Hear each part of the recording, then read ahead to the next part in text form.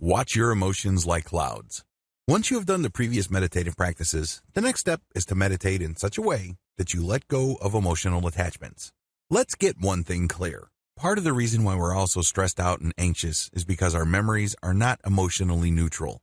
When we perceive certain things, we tend to react a certain way because we have been trained by past experiences to respond that way.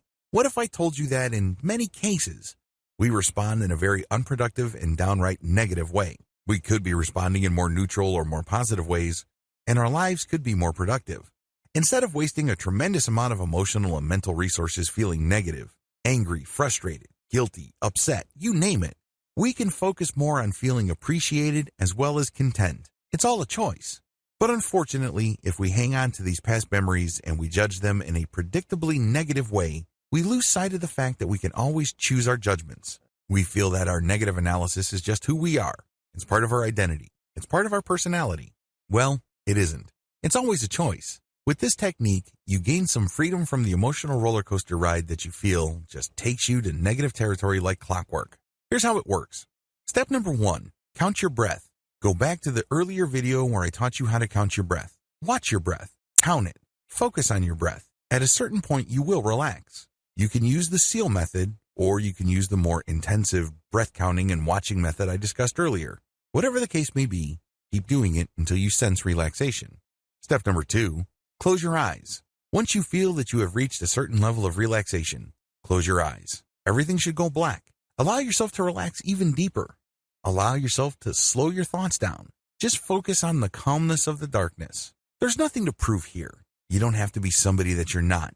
You have nobody to impress. This is just you and your thoughts.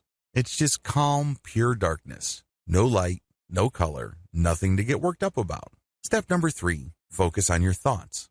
Once you have relaxed, pretend that you are in some sort of movie theater and you're sitting back and you're seeing scenes. These are your thoughts. When you assume that perspective, you would realize that you're thinking a lot. If you're a normal person, a lot of mental images flash through your mind. In fact, we go through so many mental images, oftentimes we're not aware of them all. So sit back and just see your thoughts play out. Step number 4, make sure not to judge or analyze your thoughts.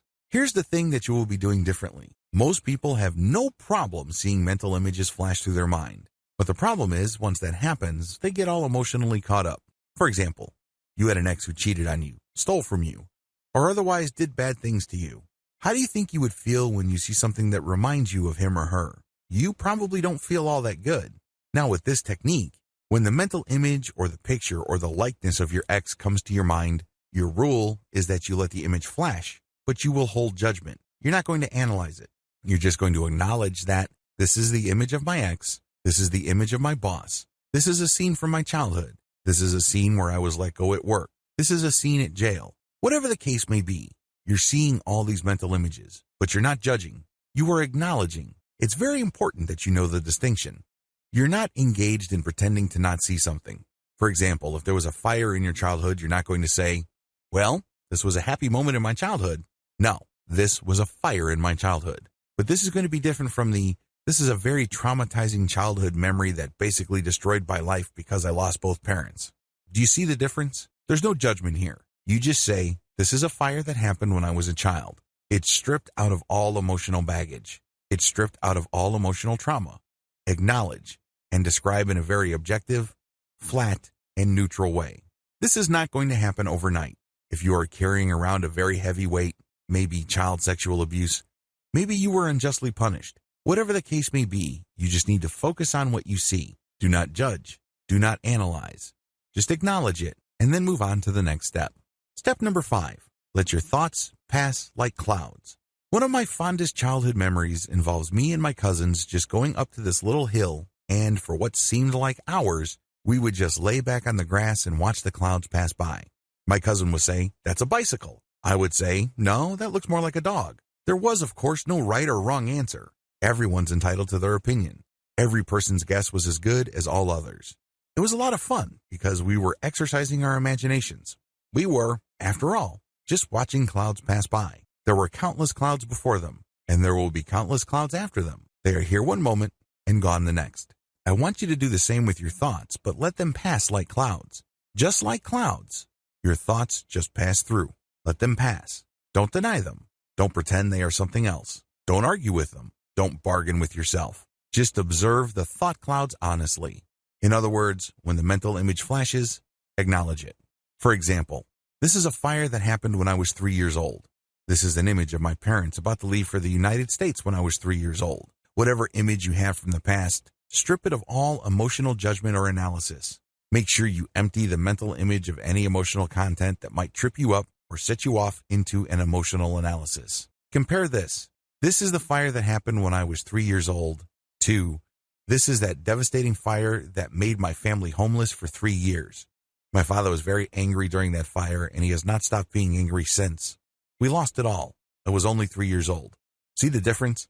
The first case involved just describing the facts, nothing more, nothing less. The other case includes a lot of analysis and commentary. These lead to you getting thrown off track. Learn to spot the difference. Recognize the point when you stopped objectively describing and started emotionally reacting. It doesn't make it any less real, mind you, but you're just acknowledging it because we're not engaged in self-delusion here.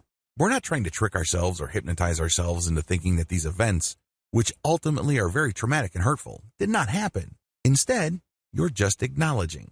And then the next step is what makes it really powerful. When you acknowledge, you then let it pass like a cloud. Just like a cloud, it's going to zoom over your head. It's going to linger slowly, depending on how strong the wind is. But you just let it pass. Eventually, it will pass. Step number 6, enjoy the emotional distance.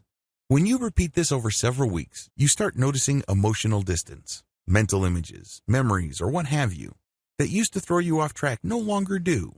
Maybe there was a memory that used to make you cry like you were on autopilot. Now you don't do that.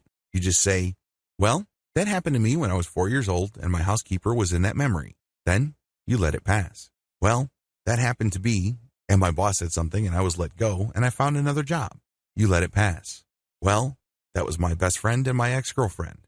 You let the memory pass. You do this over and over again, and the more successful you become at it, the greater the emotional distance. Eventually, all that stuff that used to drag you down and hold you back is left in the past. Congratulations.